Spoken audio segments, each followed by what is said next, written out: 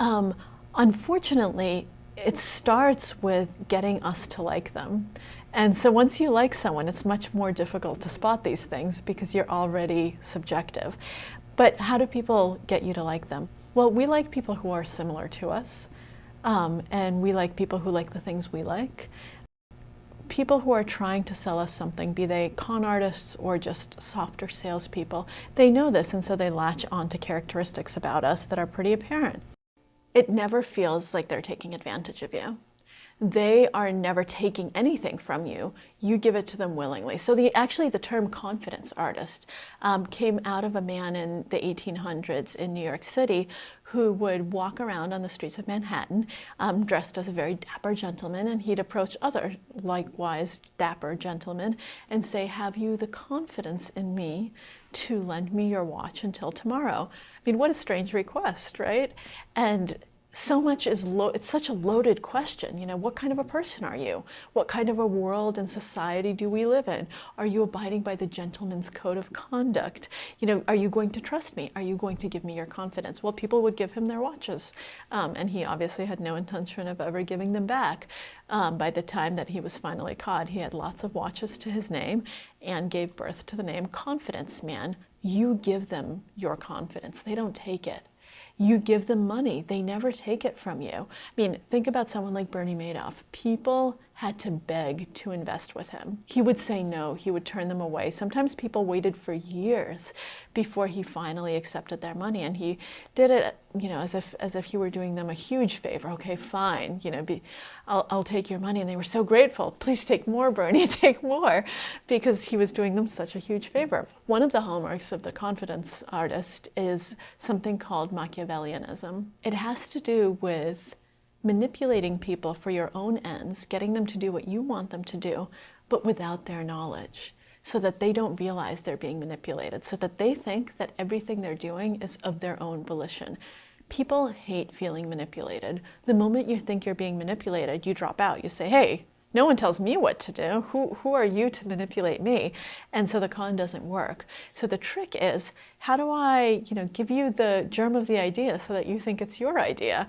How do I set up a situation so that it's your proposal, not my proposal, so that you're the one who's in charge? You would be shocked if anyone told you otherwise. In fact, oftentimes when people say, hey, do you realize that this might be a con? You'll laugh and you say, absolutely not. Are you insane? Man, I, I had this whole brilliant plan that I was going to make a treasure hunt, and it was going to last months, and like drive traffic to the channel and bring all sorts of new people to watch this stuff I do. I will be really tricky with my clues. Nothing will be as it seems, and I may even have clues in other YouTube channels that are not my own for you to discover. And less than 48 hours of revealing the puzzle, the first clue. A dude hops on a plane from Mississippi, lands in Nevada, goes straight to it and finds it. And treasure hunt is over. There's a $300,000 gamble that did not pay off. Oh crap! So, that's where I am. But I do have a light. There's a light now that's on my face. Hopefully that helps. New microphone did arrive. I just can't hook it up to anything.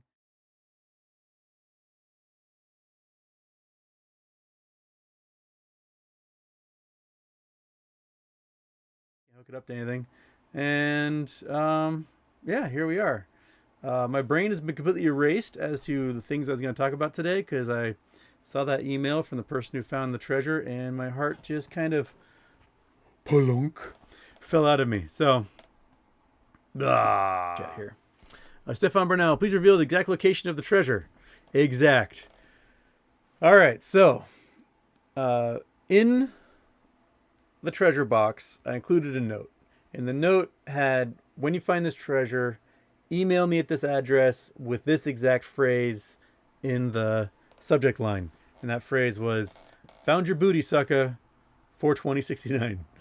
And so somebody definitely found it because no one would have randomly messaged me that. I hid the treasure in Nevada at the ghost town of Belmont Steaks, Triple Crown, inside an abandoned oven range. And that's where the treasure was. I had hoped that it was going to take somebody a lot longer than 48 hours to find my treasure, and I was kind of banking on the traffic that this was going to generate. And you gotta hand it to him, man. That's a hell of a job. And ballsy. I mean, the dude hopped on a plane from Mississippi to Nevada, rented a car, and went right to it. I am in awe. I'm an absolute just man. What a champion. And absolutely just screwed me. So yeah. You guys are smarter than I gave you credit for, because I made that first puzzle for my treasure hunt as obtuse as possible. And yeah, you found it. You found it right off the bat. My goal was to be something that, like, 3 months down the line, when someone found the treasure, you go back, read that first puzzle, and go, "Oh yeah, that makes total sense." You're all doing that. You're all like, "Yeah, it makes sense. Well, no wonder someone found it so quickly, Houston, you dumbass." I'm gonna be just spiraling on this all day long. So if I keep bringing it up, it's the catharsis of the trauma that my treasure was found so quickly. People look for years. That was Fenn's treasure. He was the import-export dude out of Santa Fe, New Mexico, and it took 10 years to find his treasure. It was exactly where my brother and I thought it was going to be. We just never had a chance to go to the Yellowstone and find it. Man, I'm just gonna be fuming on this for a while. Sorry, everyone.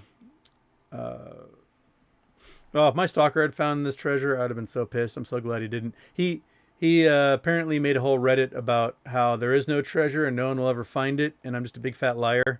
About 20 minutes before somebody found my treasure. No second clue, Stefan. It was found, man. I am absolutely just so mad. So mad that it was found that easily. I was hoping to milk this for weeks.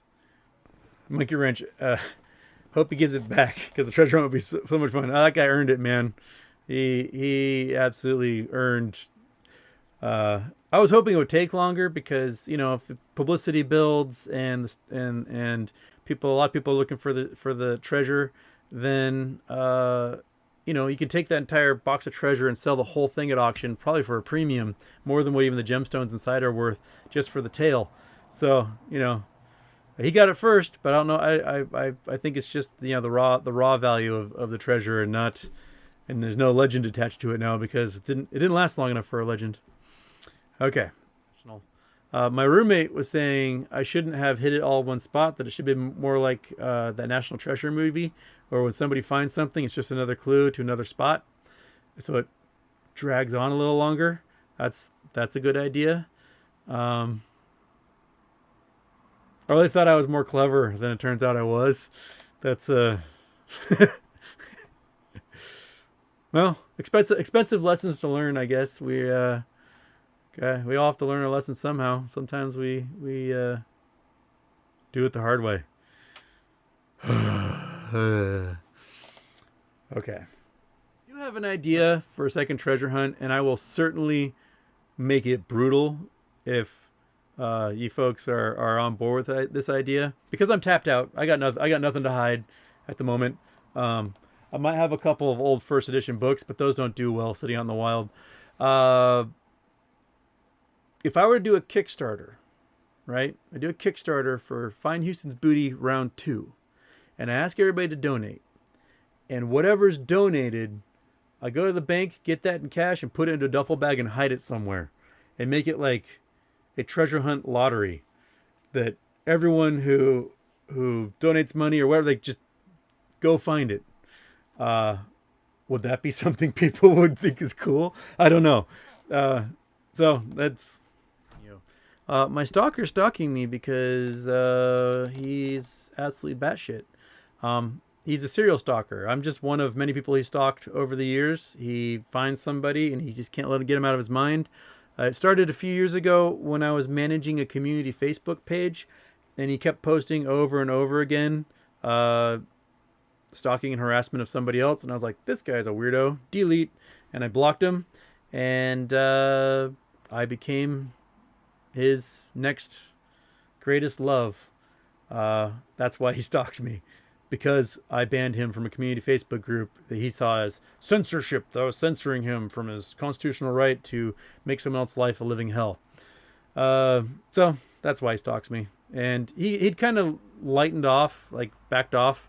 But when my interview with Josh Hamilton of The Gist went viral back in April, he was like, I must stalk him more now. And that's where we are. That he posts about me thousands of times a day. It made a whole Reddit channel about me, subreddit about me, and you know, it is what it is. I mean, he's absolutely bonkers. He lives in a van in the woods, and I guess that's what you do if you live in a van in the woods. Back to you. I actually turned the GPS off when I went and hit it back in May, so I had no phone with me then. So I don't know how they found. Maybe someone from the NSA was tracking me via satellite or something. I just need another 100,000 of those, and we might be good. Covered my losses on that treasure hunt. Okay, and it's taking up brain space, and right now my brain space is full of you idiot. You made that too easy to find. Okay, Joshua Surratt, can you explain the poem entirely? My mind is blown. He traveled that far with that confidence. All right, let me bring up the poem here. Go explore it. Inside my pirate's chest, you will find a one-of-a-kind amethyst necklace by Amy Margaret, a 100-inch black pearl necklace and matching earrings, over 1,600 carats of rough and faceted gem-quality rubies and sapphires, over 2,000 carats of lapis lazuli, over 1,000 carats of precious opal, including 2 pieces both hundreds of carats in size that are of significant value, all safely contained inside a snow globe filled with water to prevent crazing. Over 1,000 carats of grade A Burmese jadeite jewelry, including a hand-carved jadeite bangle that at auction could likely purchase a nice house in the Midwest.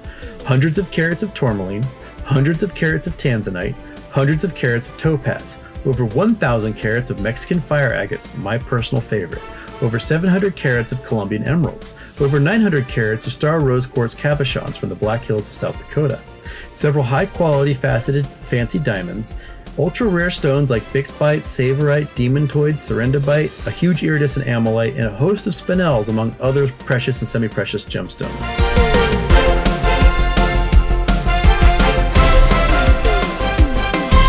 Let's cut to the chase and get to the part you care about, which is clue number 1 to Houston's booty.